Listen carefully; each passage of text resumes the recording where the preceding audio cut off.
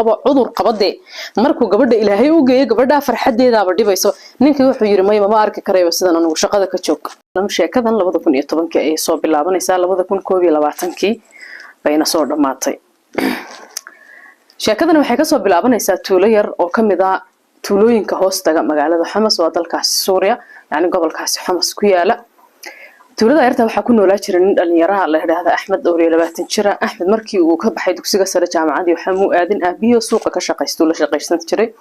kadibna wuxuu yiri anigu muddan shaqaynayo aabahay la shaqaynayo nin baan iska dhigay hadda hal ii guuriyo waan weynaaday yani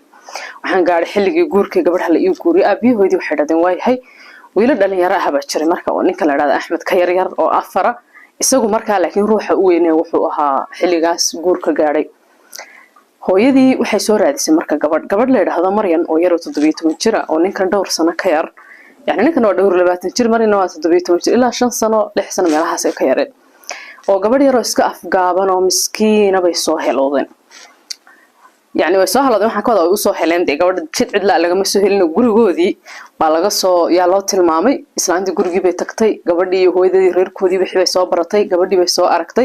سيدا كلا قبل ير الليلة مرين قبل يروح يقرح ليه سيدي بإسلام تمرك وش أكتر هير كان قبل ده كسر دونه يان هير كانوا هي أقبلين وحدادين هيسود وهذا إحنا وسهلا هير كمرين مرك وهير وحجة إسك مساكين وهير وحير هير كان كله dhaqaal ahaan ka yaro hooseeya waana reer iska dhibiyar dadka dhibtay yare iska masaakiinta in la dagaalaminay fiican wanaag dad lagu yaqaanay muxtaramiinta bay ahayn ninkii Axmed haba waxa loo soo doonay marka gabadhii marka islaamta intay soo saxmisay gabadh soo heshay aabihii wiilashii kale ninkii gabadha loo wixii dhan way ku wada qanceen islaamta dooxeeda sidii ba gabadhii wiilkii loogu doonay dhowr bilood oo isdiyaarinay isbarasho iyo faranti isu gelinayay isu doonanaanshaha kadib gabadhii waxa loo soo hooyay ninkii أحمد حاجة له سودة شيء قبل أحد مرن قريجي صد